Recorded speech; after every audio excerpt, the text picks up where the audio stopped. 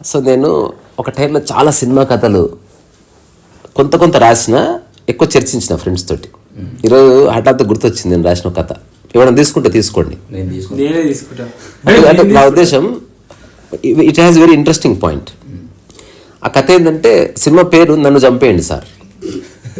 Cinema పేరు అది. నేను పోస్టర్ కూడా డిజైన్ చేసిన, నన్ను చంపేయండి సార్. ఒక హీరో క్యారెక్టర్ ఎట్లుంటుందంటే, ఇది వినండి, చాలా ఇంట్రెస్టింగ్ ఉంటుంది స్టోరీ. హీరో క్యారెక్టర్ వాడికి విపరీతమైన భయాలు ఉంటుంది. సేమ్ మన పాత సినిమా స్టైల్. పెళ్లి కావలసిన చెల్లెళ్ళు, దగ్గుతున్న తండ్రి, తర్వాత రకరకాల ఆక్షేపణలు చేస్తున్న తల్లి, నాకు ఇల్లు కట్టియాలి అని ఎంటబడి తల్లి. ఒక పక్క వాడికి ఉద్యోగం వస్తుందేమో, మంచి మెరిట్ స్కాలర్, కానీ వాడు రిజర్వేషన్స్ బారిన పడి వాడికి పాపం ఉద్యోగం రాదు. సినిమా ఓపెనింగ్ ఎట్లుంటుందంటే, వాడి ఇంట్లో అసలు ఈ ప్రపంచంలో ఎంతమంది దేవుళ్ళు ఉన్నారో, హిందీ, ముస్లిం, ఆ తర్వాత తమిళ్, చైనీ, జపనీసు, కంబోడియన్, అందరి దేవుళ్ళ ఫోటోలు ఉంటాయి. వాడు పొద్దున్న లేస్తే ఎర్లీ మార్నింగ్ 3:30 నుంచి 8:30 వరకు వాడు పూజనే. ఎందుకంటే వాళ్ళ అమ్మ అంటారు, ఎందుకు ఇన్ని దేవుళ్ళకి పూజ చేస్తున్నావు అంటే, పైకి వెళ్ళిన తర్వాత ఎవరు ఉంటారో తెలియదు. సో ఎవరుంటే వాళ్ళతో నా పని నడుస్తుంది. రెండోది, ఇంతమంది నమ్ముతున్నారు కదా, వాళ్ళ కృప ఉంటే సరిపోతుంది. నీ బొందలేదు, నీకు చదవరాదు లేదు, నీకు ఉద్యోగం తెచ్చుకో చేతగాక నువ్వు నూనె వేస్ట్ చేస్తున్నావు, అసలే అప్పులు ఉన్నాయి, ఇట్లేదో comedy scene, literally comedy scene. వాడికి లేక వెయిట్ చేస్తుంటే ఒక దగ్గర నుంచి ఇంటర్వ్యూ లెటర్ వస్తుంది, మంచి MNCలో. ఇప్పుడు ఒక సాంగ్, అసలు వాడి ఇంటర్వ్యూ లెటర్ వచ్చిందని ఆ వీధి అంతా సెలబ్రేట్ చేసుకుంటారు. వాడు దేవుళ్ళందరికీ టెంకాయలు కొడతాడు. ఎక్కడ చూసిన టెంకాయ చిప్పలు, కొబ్బరి నీళ్ళు, ఊదిబత్తీలు, అగరబత్తీలు, ఆ పొగల మధ్యన పాట ఉంటుంది. అంటే హీస్ వెరీ డివోటెడ్ పర్సన్. ఇప్పుడు ఇక్కడి నుంచి ఒకటే సీన్ 3 సార్లు రిపీట్ అవుతుంది. ఈ పర్టికులర్ సన్నివేశం ఏంటది, వాడు సర్టిఫికెట్స్ తీసుకొని, వాళ్ళ అమ్మ ఆశీర్వాదం తీసుకొని, దగ్గుతున్న వాళ్ళ నాన్న ఆశీర్వాదం తీసుకొని, వాళ్ళ చెల్లెని వాడు ఆశీర్వదించి, కుక్కకు ముద్దు పెట్టి బయలుదేరుతాడు. అసలు వాడు అందరు అంటే అన్నిటినీ ఆశీర్వదించాలని అడగలేం కదా. సో అందరికి ఊరంతా, ఆ వీధి అంతా అందరికి టాటా చెప్తారు. ఇప్పుడు వాళ్ళ అమ్మ, వీడు వెళ్తుంటే తన భవిష్యత్తులో కట్టించబోయి ఇల్లు చూసుకుంటాడు. వాళ్ళ నాన్న దగ్గుతూ అపోలో హాస్పిటల్ని కలగంటాడు. వాళ్ళ చెల్లెలేమో ఒక మంచి అబ్బాయి అంటే, ఇతను జాబ్ తెచ్చుకుంటే అసలు మిగతా ఊరోళ్ళందరూ కూడా ఎవరి కళలు వాళ్ళకి అంటారు. ఒకరు చీరగా ఎక్స్పెక్ట్ చేస్తారు, ఒకరు వీధిలో మొత్తం మురుగు కాలువలు లేకుండా చేస్తారు. అంటే వీడికి ఎక్స్పెక్టేషన్స్ చాలా ఉన్నాయని చెప్పడానికి ఇదంతా. ఇప్పుడు అకటిపక్క ఆఫీస్ ఉంటుంది, ఇటుపక్క ఆగుతాడు. అక్కడి నుంచి ఒక కారు వస్తుంటుంది. ఇప్పుడు వీడు దాటాలి రోడ్డు. సో లేట్ అయిపోతుంది. ఇంటర్వ్యూ చూసుకుంటే 1 minute ఉంది. మళ్ళీ HR ప్రాబ్లం, అసలే ఎన్నోసార్లు ఇంటర్వ్యూకి వేడు రాలేదు, ఈసారి రావాలన్నదంతో దాటబోతూ ఆ కారు గుద్దుకొని చచ్చిపోతాడు. ఒక్కసారి సర్టిఫికెట్లు అన్ని ఇట్లా గాలి ఎగురుతాయి. ఆ తర్వాత పల్టీలు కొడతాడు, చివరి శ్వాస వదులుతాడు. నా కోరిక తీరకుండానే చచ్చిపోతున్నా అంటాడు. జనాలందరూ గుమ్మి కొడతారు. ఆశ్చర్యం, వాడి సోల్ బయటకు వస్తుంది. వాడు అదంతా చూస్తుంటాడు. అవి నా సర్టిఫికేట్స్ ఇవ్వడానికి తీయండి రా అంటుంటాడు. కానీ వాడు మెల్లమెల్లగా దూరం అయిపోతుంటాడు. ఎందుకంటే ఆత్మకు వెయిట్ ఉండదు, అది మెల్లగా గాల్లో కలిసిపోతుంది. వీడు ఎన్నో సినిమాలు చూశాడు కాబట్టి వీడికి ఒక ఇమాజినేషన్ ఉంటుంది. సరే అయ్యిందేదో అయిపోయి నేను స్వర్గానికన్నా పోతాను. ఆశ్చర్యం, పైకి వెళ్తే మేఘాలు, తెల్లటి మేఘాలు తప్ప ఏముండదు. సార్ ఎవరు సార్, ఇక్కడ ఎవరు ఉంటారా, నేను చిన్నప్పటి నుంచి ఎన్నో చదివాను, అట్లా కొంచెం కూడా కనిపిస్తలేదు, నాకేమర్థం, నేను నడవకుండా ఎటో పోతున్నా, ఇట్లా అరుస్తుండగా ఒక బోర్డు వస్తుంది, స్వర్గం అని. దేవలోకం, స్వర్గం, నేను వాడు ఊహించినట్టు ఇవన్నీ ఇట్లే ఉంటాయి. అసలు ఏముండదు. దగ్గరికి వెళ్తే ముక్కు కుదుకొని కింద పడతాడు, మొత్తం అద్దాల నోటు కనిపిస్తుంది, తలుపు కొడతాడు. ఫైనల్గా తలుపు తీస్తే అసలు లోపట ఇంతే రూమ్ ఉంటుంది. ఇక్కడ ఒక స్క్రీను, కింద ఒక స్క్రీను, పైన ఒక స్క్రీన్, అక్కడ ఒక స్క్రీన్, మధ్యన పరమశివుడు ఉంటాడు చాలా సీరియస్గా. ఆ తర్వాత ఇక్కడ పక్క అంతా, ఇటుపక్క ప్రపంచం అంతా కనిపిస్తుంది, అటుపక్క ప్రపంచం, ఇటుపక్క ప్రపంచం. ఎవరెవరైతే దేవుళ్ళని రకరకాల కోరికలు కొడుతుంటారో ఆ భక్తుల ఫోటోలు వస్తుంటాయి. వీడు ఆశ్చర్యపోతాడు. నేను ఊహించినట్టుగా చలి లేకపోతే మంచు కొండలు అట్లా లేదు అంటే, అక్కడ ఉన్న వ్యక్తి చెప్తాడనమాట, అసలు జనాలకి ఈ అడ్వాన్స్ టెక్నాలజీ క్రియేట్ చేసే మైండ్ ఇచ్చిందే మేము, మా దగ్గర ఉండదు అడ్వాన్స్ టెక్నాలజీ. మీ సినిమాలో చూపించినంతవరకు ఎవడో చెనికి పోలే కాదు, వాళ్ళకి తెలియదు. We are far advanced. ఆ తర్వాత వాడికి హఠాత్తు గుర్తొస్తా, సార్ నేను ఉద్యోగానికి వెళ్ళాలి, మా అమ్మ అక్కడ ప్రాబ్లం అవుతుంది. వాడు కూడా కనిపిస్తాడు, వీడు పూజ చేసేది. అప్పుడు పరమశివుడు వెనక్కి తిరుగుతాడు, ఏమయ్యా వెళ్ళు వెళ్ళు వెళ్ళు నేను పంపించానంటే, సార్ అంటే అక్కడ ఎవరో వచ్చి చెప్తారు, పరమశివుడిని నువ్వు అట్లా కామెడీలు చేయొద్దు, నువ్వేదో పుణ్యం చేసుకున్నావు కాబట్టి ఇక్కడ ఓపెన్ అయింది డోరు, లేకపోతే అసలు చాలామందికి ఇది ఉన్నట్టు కూడా తెలియదు, ఎక్కడో చోట ఓపెన్ అయ్యి ఎట్టించి ఎట్టో గల్లంత అయిపోతారు అంతే. వాడు విపరీతంగా ఏడుస్తుంటాడు, అన్నం తినడు, వాడిని ఎక్కడో వేస్తారు. ఆ తర్వాత ఫైనల్గా వినాయకుడు ఇట్లాంటి వాళ్ళందరూ వస్తారు. సినిమా కాబట్టి ఆ పాయింట్ ఆఫ్ వ్యూలో వినండి. వచ్చి ఇక్కడే అసభ్యత లేదు, ఏం బాబు ఎందుకు ఏడుస్తున్నాయా అంటే, ఏం చేయాలి సార్, నాకు చాలా కోరికలు ఉన్నాయి, అమ్మకి ఇల్లు కట్టియాలి, నాన్నకి ఆపరేషన్ చేయించాలి, చెల్లికి పెళ్లి చేయాలి, అంతలో దరిద్రం కారు వచ్చి గుద్దింది అంటే, నువ్వు భూమి మీద ఉన్నంత మాత్రం అవన్నీ చేస్తాను అనుకుంటున్నాడు, తప్పకుండా చేస్తాను, నాకు సంకల్ప శక్తి ఉంది అని వాడు మాట్లాడుతాడు. చెల్బే అట్లాంటివి ఏమి ఉండవు, ఏదేమైనా పైకి రప్పియడం వరకే మా డ్యూటీ తప్ప కిందికి పంపించాడు. నేను నీకు ఎన్ని స్తోత్రాలు ఇచ్చింది, ఎన్ని ఆకుపూజలు చేసిన సార్ నీకు. ఆ తర్వాత అక్కడ కుమారస్వామి నీకు ఎన్ని చేసిన చూసినాయా, మొత్తం మేము లైవ్ చూసినాం, నీ ప్రతి పూజ నేను ఫాలో అవుతా, కానీ కొన్ని మా చేతులు లేవు, మేము ఎంజాయ్ చేస్తాం అంతే. అల్టిమేట్గా పరమశివుడు నిర్ణయం తీసుకోవాలి. మరి ఆయన ఒకసారి కలవాలంటే నేను మాట్లాడతా అని వెళ్ళి వస్తాడు. నీ అదృష్టమయ్యా, 6700 సంవత్సరాల తర్వాత నీకు అపాయింట్మెంట్ ఇచ్చాడు. సార్ నాకు ఇప్పుడే కావాలి సార్, ఇప్పుడు ఇంటి కింద మా అమ్మ నాన్న ఎట్లా చేస్తున్నారో సార్ ఒక్కసారి ఇంటి సన్నివేశం చూపించంటే చూపిస్తే అసలు ఆ డెడ్ బాడీ పట్టుకొని, అంటే ఇన్ఫర్మేషన్ వెళ్తుంది, అక్కడ వాళ్ళ అమ్మ ఏడుస్తుంటుంది, వీడు ఇంకా డెడ్ బాడీ ఉంది, పోలీసులు వచ్చారు, జనాలంతా ఆశ్చర్యపోయి చూస్తున్నారు. అక్కడ హెచ్ఆర్ అరుస్తున్నారు, అప్పారావు అప్పారావు అప్పారావు అంటే వీడు రావడం లేదు. సార్ నేను వెళ్ళాలి సార్, నేను వెళ్ళాలి అన్న తర్వాత ఫైనల్గా నేను పరమశివుని కూడా చాలా ప్రార్థించాను, నాకు రుద్రం నమ్మకం చెమ్మకం మొత్తం వస్తే అని వాడు స్తోత్రం చదువుతుంటే పరమశివుడు వస్తాడు. ఏమిటి నీ సమస్య అంటే, I want to go back sir. అంటే కామెడీ అనుకున్నావా నువ్వు, రావడం వరకు పోవడం నీ చేతిలో లేదు, మీరు అనుకుంటే ఏదైనా సాధ్యమవుతుంది నాకు తెలుసు అని వాడు ఒక దండకము అష్టకము చదివితే ఆశ్చర్యపోతారు జనాలు. పరమశివుడు ఇంత టైం ఇవ్వడం ఏంది, వీడు నిజంగా అపరభక్తుడు అయింటాడు రామదాస్ త్యాగరాజ స్వామి తర్వాత. సరే వెళ్ళంటాడు.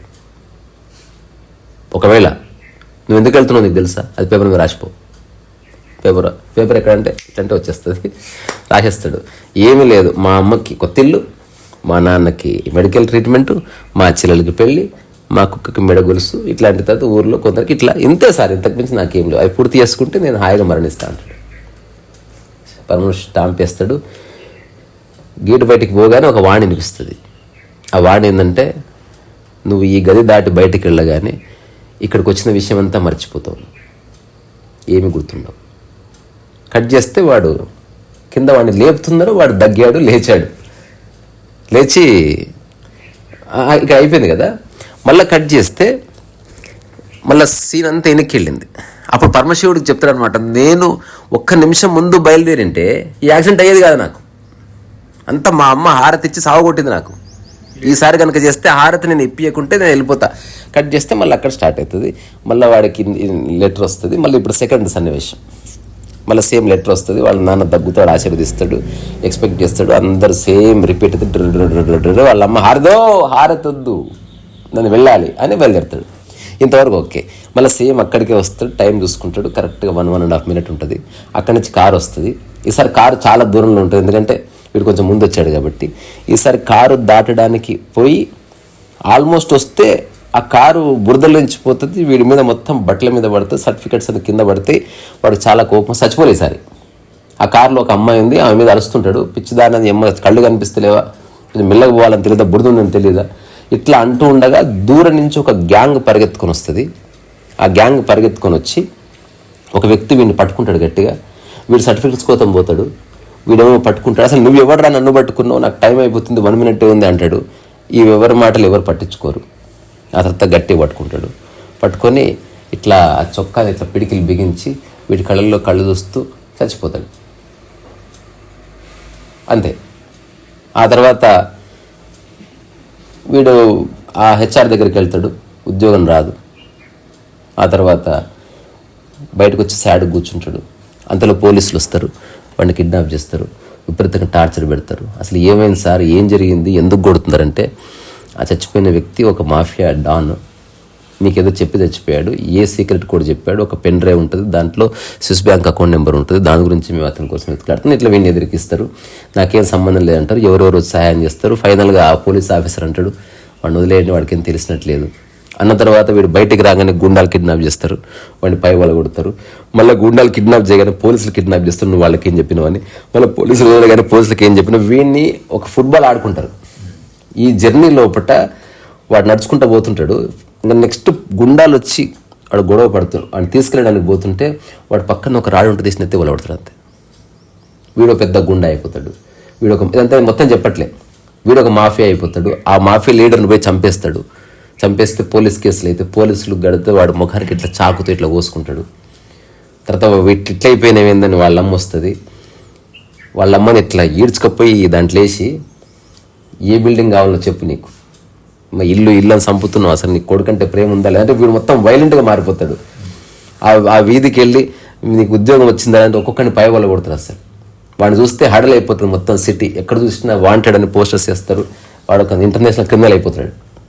వాడు ఇంకా మంచి పాటలు, కథ, జయమాల్ని సెటప్, వాడు మంచి స్మోక్ చేస్తాడు. వాడికి ఇట్లా తర్వాత ఒక ఇల్లు కనిపిస్తే ఆ ఇంట్లోకి వెళ్ళి అందరిని చంపేసి వాళ్ళ అమ్మకి ఉండిపో ఇదే ఇల్లు మీదే పోయి నుంచి అదంతా వాళ్ళ డాడీ దగ్గర ఎంతకాలం తగ్గుతావు, తీసేయండి నేను ఇక్కడి నుంచి అని హాస్పిటల్ ఇసిరేస్తే వాళ్ళ డాడీకి పర్మనెంట్ అయిపోతుంది. వాళ్ళ చెల్లెలు ఎవరిని ప్రేమిస్తే వాడికి ఇచ్చి తుపాకు బెదిరించి పెళ్లి చేస్తాడు. నిమిషంలో ప్రాబ్లమ్స్ అన్ని సాల్వ్ చేస్తాడు. వాడికి అంతా క్లియర్ అయిపోతుంది. వాడికి అర్థం అనిపిస్తుంది, ఏ అమ్మాయి నన్ను గుద్దిందో దాన్ని చంపితే కానీ నాకు మనశ్శాంతి లేదు అని. ఇప్పుడు ఆ అమ్మాయి కోసం సెర్చ్ చేస్తాడు. ఆ అమ్మాయి దొరుకుతుంది. ఆ అమ్మాయి బ్రదర్ చాలా పెద్ద ఇండస్ట్రియలిస్ట్. ఆ అమ్మాయిని పట్టుకుంటాడు, టార్చర్ చేస్తాడు. అప్పుడు ఆ అమ్మాయి ఏం చేస్తుంది, అసలు నువ్వు అసలు మనిషివే కాదు, నీలాంటి వాడు భూమి మీద ఉండకూడదు, నా జీవితం నాశనం అయిపోయినా సరే అని అట్లా పోలీసుల చేతిలో కాకుండా, అట్లా గుండాల చేతిలో కాకుండా ఈ అమ్మాయి చేతిలో వాడు దగ్గరికి వెళ్ళి కౌలించుకోపోతే ఆ అమ్మాయి పొడిచి ఇట్లా తిప్పి వాడిని పేగులని కోసేసి అట్లా చచ్చిపోతాడు. చచ్చిపోయిన తర్వాత కట్ చేస్తే మళ్ళీ పైకి వచ్చాడు, మళ్ళీ డోర్ ఉంది, వచ్చాడు. అసలు ఆ అమ్మాయి అసలు నేను మిస్ అయిపోయింది, లేకపోతే నేను ఎప్పుడు చేద్దాం, నేను నమ్మిన కౌగులిస్తా అంటే వినాయకుడు మీరు వింటున్నారా లేదా అని అందరికి పరిచయం అయ్యారు కాబట్టి అందరితో మాట్లాడుతుంటాడు. అందరూ వస్తారు ఇట్లా వేసుకొని నవ్వుతుంటారు. ఎందుకు నవ్వుతున్నారు మీరు అంతా, నువ్వు అసలు ఏం చెప్పాను ఒకసారి వీడియో చూపి వీనికి. ఆశ్చర్యం, నీ అమ్మని మంచిగా చూసుకుంటా అన్నావు, నాయన అన్నావు, అసలు వాళ్ళ లైఫ్ ఎట్లుందో ఒకసారి చూడు. నువ్వు ఇల్లు చూపించినావు, మీ అమ్మాయి ఇంట్లో ఉండలేదు, పిచ్చిదే రోడ్ల మీద తిరుగుతుంది. మీ నాన్న నువ్వు బెదిరించిన గుంజుకుపోయి బెడ్ మీద వేస్తే ఆయనకున్న రోగాలు కాదు కానీ ఇప్పుడు అదో పెద్ద ప్రాబ్లం అయింది. నువ్వు ఎవరికో బెదిరించి జస్ట్ చెల్లెలకి పెళ్లి చేస్తే వాళ్ళ సంసారం బాగాలేదు. నువ్వు ఏం చేసినావు అసలు, నువ్వు పేపర్ మీద ఏం రాసిచ్చినావు, నువ్వు ఏం చేసినావు. ఏదో ఆవేశంలో అట్లా జరిగింది సార్, ఇంకొక అవకాశం అంటూ ఉంటే నేను ఇంకా అదే సార్ అయ్యే పని కాదు, ఇంకా అట్లాంటి అవకాశాలు ఏమో, నువ్వు వెళ్ళి couple of thousands of years అయిన తర్వాత మళ్ళీ ఒకసారి మా దర్శనం అవుతుంది అని అక్కడ మాయమైపోతాం. వీడు మొత్తం ఆకాశం ఉంటుంది. వీళ్ళలాంటి వాళ్ళంతా లీలగా కనిపిస్తుంటారు. వాళ్ళ పాయింట్ ఆఫ్ వ్యూ వీడు లీలగా కనిపిస్తుంటాడు. ఎవరికి మాటలు వినబడో. వాడి డైలీ డ్యూటీ ఉంటుంది, అక్కడ రాసి ఉంటుంది అనమాట. రోజు ప్రసాదం తయారు చేయాలి, తయారు చేసి ఒక దగ్గర వచ్చి నిలబడితే ప్రసాదం మాయమైపోతుంది, దేవుడు తింటారు. ఇట్లా ఓ లెక్క నడుస్తుంటుంది. ఇట్లా వాడు విపరీతంగా బాధపడి ఏడుస్తూ ఉండగా మళ్ళీ ఒకసారి వినాయకుడు, కుమారస్వామి ఇట్లాంటి వాళ్ళంతా వచ్చి మళ్ళీ మాట్లాడితే ఈసారి ఆంజనేయుడు వస్తాడు. నువ్వు ఇట్లా చేస్తే కనుక నీకు మళ్ళీ అవకాశం రావచ్చు, నీలో సిన్సియారిటీ ఉందా, మరి పరమశివుడు ఒప్పుకుంటాడో నువ్వు ఆలోచించు ఏం చేస్తే. మళ్ళీ ఏదేమైనా సినిమా కాబట్టి మళ్ళీ పరమశివుడిని కన్విన్స్ చేసిండు.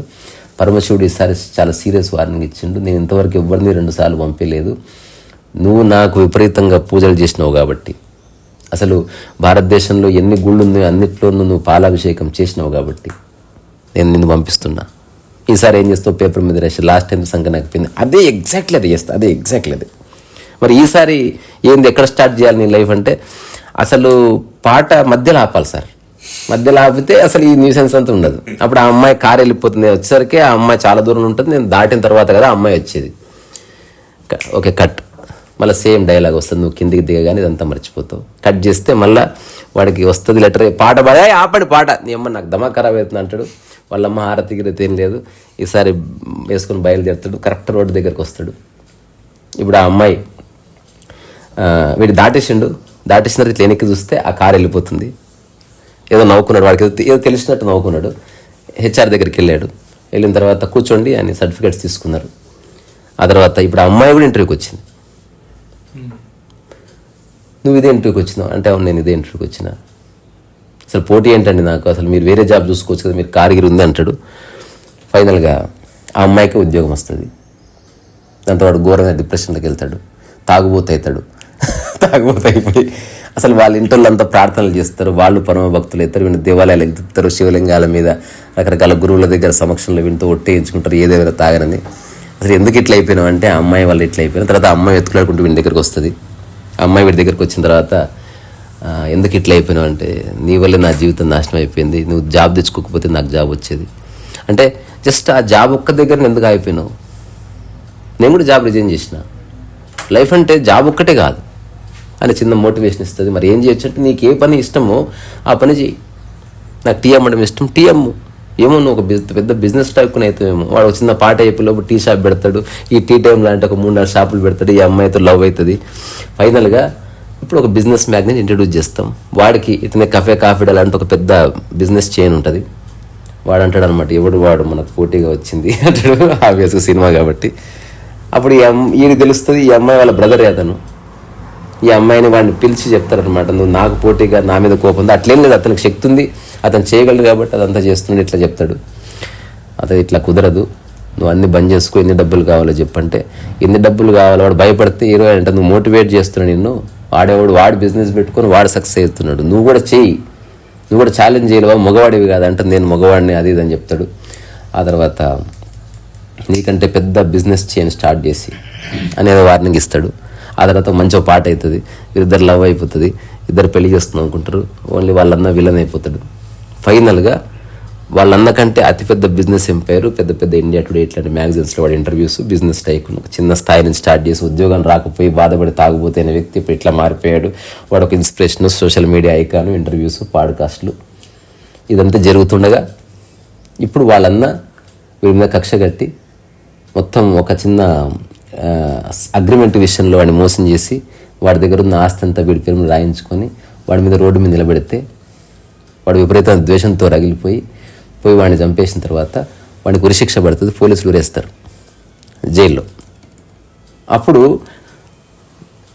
మళ్ళీ వాడి ఆత్మ గాల్లోకి వెళ్తుంది, మళ్ళీ సేమ్ సన్నివేశం, మళ్ళీ వాళ్ళందరూ వస్తారు. ఈసారి వాడు ఏం చేస్తారంటే 3 సార్లు వచ్చింది కదా కిందికి పోయినా నేను అనుకున్న పని ఏది చేయలేకపోయినా, నేను అనుకున్నట్టు ఏం జరగదు ఇక్కడ అని రియలైజ్ అయ్యి లోపలికి వెళ్ళి నిశ్శబ్దంగా ప్రతిరోజు ప్రసాదం చేస్తూ ప్రతి నిశ్శబ్దంగా కూర్చుంటాడు. ఇట్లా కొంతకాలం గడిచిన దేవుళ్ళు అందరూ వస్తారు. భూమి మీదకి పోతాను అడుగుతలేవు ఎందుకు అంటే ఇది అనైతికం సార్ అంటే, ఇప్పటికి మీరు నన్ను పంపించారు కానీ నేను నిలబెట్టుకోలేకపోయిన మాటని 3 సార్లు మర్డర్ చేసే వచ్చాను, ఒకసారి ఫస్ట్ టైం చచ్చిపోయి వచ్చిన, అదే బాగుంది దీనికంటే. అసలు నా లక్ష్యాన్ని మర్చిపోయినా, కిందికి వెళ్ళిన తర్వాత ఏమవుతుందో నాకు తెలియదు, ఏదో సందర్భానికి ప్రవోక్ అయిపోయింది, అట్లా అయిపోతున్నా, ఇది కాదేమో సార్ లైఫ్, నా లైఫ్ ఇంతేనేమో సార్ అంతే అని వాడు రిపెంట్ బాధపడతాడు అనమాట, పశ్చాత్తాపం. అప్పుడు పరమశివుడు చెప్తాడు అనమాట, పశ్చాత్తాపానికి మించింది లేదు, ఈసారి పో, మళ్ళీ ఒకసారి నేను పంపిస్తున్నాను, 3 సార్లు నువ్వు అడిగావు కదా, ఈసారి ఏమి అనుకోకుండా పో, ఏం జరిగితే దాన్ని అంగీకరించు. అలాగే సార్ నేనేం అనుకోవట్లే, నేను ఎవరికి ఏ ప్రామిస్ ఇవ్వట్లే, ఏ ప్రామిస్లు వర్కౌట్ కావు, జస్ట్ నేను నా జీవితాన్ని జీవించడం కోసం పోతే అక్కడి నుంచి ఏం జరిగినా నాకు ఓకే. నాకు నిజంగా అట్లా ఉన్నది కానీ మీరు అడిగితే పంపించరు, అసలు భూమి మీద ఎన్నిసార్లు ఎవడు పోయి ఉండడు, నాకు పోయినా నాకు కూడా గుర్తులేదు, కిందికి పోతే నేను మర్చిపోతున్నా. సరే ఈసారి వెళ్ళు, కానీ చిన్న నియమం గుర్తుపెట్టుకో, నీకు ఏది సాధ్యమో అది చెయ్యి, ఎవరెవరికో ప్రామిసులు చేసి బాధపడకు, అవన్నీ అంటే ఓకే సార్ అంటాడు. కట్ చేస్తే మొట్టమొదటిసారి చాలా ప్రశాంతంగా భూమి మీదకి వస్తాడు, ఇంటర్వ్యూ కోసం బయలుదేరుతాడు. కారు ఇట్లా వస్తుంది, మళ్ళీ సేమ్ ఫస్ట్ ఏ పాట వచ్చిందో అట్లా ఆల్మోస్ట్ గుద్దడానికి పోతుంటే తప్పించుకొని వెనక్కి వెళ్తాడు. ఆమె సారీ చెప్తుంది. ఆ తర్వాత వాడు ఇంటర్వ్యూ హాల్లో వెళ్ళి కూర్చుంటాడు. ఆ తర్వాత అక్కడి నుంచి గుండాలు పరిగెత్తుకొని వస్తారు, వాడు పట్టుకోవడానికి వస్తే ఇట్లా తప్పించుకుంటాడు. అందులో వాడు పరిగెత్తుకొని వెళ్ళి వాడు కారు గుద్దుకొని చచ్చిపోతాడు. పోలీసులు అంతా వస్తారు, వీడు ఏం పట్టనట్టుగా హెచ్ఆర్ దగ్గరికి వెళ్తాడు, సర్టిఫికేట్స్ ఇస్తారు. వచ్చిన తర్వాత ఈఎంఐ కూడా వచ్చి పక్కన కూర్చుంటుంది. ఇంటర్వ్యూ కోసం వచ్చారా అంటే ఓకే, ఎవరికి ఏది సాధ్యమో అది చేయాలి, నేను మనస్ఫూర్తిగా కోరుకుంటుంది మీకు జాబ్ రావాలని అంటాడు. నాకు యాక్చువల్గా ఆసక్తి లేదు, ఊరికి టైంపాస్ కాకుండా వచ్చానని ఆ అమ్మాయి వెళ్ళిపోతుంది. అదంతా వీళ్ళు ఇంటర్వ్యూ చేస్తారు. చేసిన తర్వాత ఆ ఇంటర్వ్యూ చేసే వ్యక్తి ఉంటాడు కదా, ఏమైంది అట్లా చూస్తున్నావు అంటే ఏం లేదు, నాకు మనం సరిపోయింది కలిసాను మిమ్మల్ని అంటే, నేను ఎక్కడో హార్వర్డ్లో చదువుకున్నా, రీసెంట్లీ ఇండియాకి వచ్చింది, నేను ఎట్లా కలుస్తా, 5-6 ప్రశ్నలు వేస్తాడు. కంపెనీ ఎట్లా డెవలప్ చేస్తావు, అది చేస్తావు, ఇది చేస్తావు. ఏం లేదు సార్, హృదయపూర్వకంగా పని చేయాలంతే, అదే డెవలప్మెంట్. అంతకు మీద ఏదో ఫిలాసఫీ చెప్తాడు. నువ్వు వెళ్ళి క్యాంటీన్లో కూర్చో, ఆ తర్వాత ఒక 1 hour తర్వాత నీకు రిజల్ట్ చెప్తాం, ఆ తర్వాత విల్ టేక్ ఎ డెసిషన్ అంటే క్యాంటీన్లో వెళ్ళి కూర్చుంటాడు. ఆ క్యాంటీన్ సార్ ఏం కావాలి సార్, మీకు టీ తాగుతారా, కాఫీ తాగుతారా అంటే, సార్ మిమ్మల్ని ఎక్కడో చూసినట్టుంది, నన్ను ఎక్కడ చూసినా, నేను మీదేమన్నా ఆ ఊరా ఈ ఊరా అంటాడు. కాదు సార్, కానీ అనిపిస్తుంది అట్లా. ఆ తర్వాత ఒక పని ఆమె ఊడ్చడం వస్తుంది, ఆ తర్వాత ఎవడో చెత్త ఎత్తుకుంటాడు వస్తాడు, ఆ తర్వాత ఎవరెవరో వస్తారు, ఆ తర్వాత కొందరు ఎంప్లాయీస్ వస్తారు, ఆ తర్వాత ఇంటర్వ్యూ చేసిన CEO వస్తారు. అందరూ కూర్చుంటే వీడికి పిచ్చి లేచిపోతుంది. అందరిని ఎక్కడో చూసినట్టు వాడు తల బద్దలు కొట్టుకున్న తర్వాత వాటి కళ్ళు తెరిస్తే ఆ గుంపంతా వీడి చుట్టే ఉంటుంది. ఏమప్పారావు, ఇక్కడ మమ్మల్ని చూసినట్టు అనిపిస్తుందా, నిజంగా అనిపిస్తుంది, నాకు అర్థం కావట్లేదు ఇక్కడ అంటే, అప్పుడు ఆ వ్యక్తి ఇట్లా టచ్ చేస్తారు. ఇట్లా మొత్తం జుమ్మంటే ఆ స్వర్గం గిరిగం, అసలు దేవుళ్ళ గీవుళ్ళు ఇక టచ్ చేసిన సాక్షాత్ పరమశివుడే. సార్ మీరు కంపెనీలో CEO ఏంటంటే, ఉన్నదంతా నా తత్వమే, మేము అక్కడ కూర్చొని ఊరికే లేము, భూమి మీద ఏ ఆఫీస్కి పోయినా రకరకాలు ఉన్నది మేమే, we are operating the whole universe. నీలో ఉన్నది కూడా మేమే, కానీ నువ్వు ఓన్లీ దూరం నుంచి మాకు పూజలు చేసి సపరేట్ అయిపోయినావు.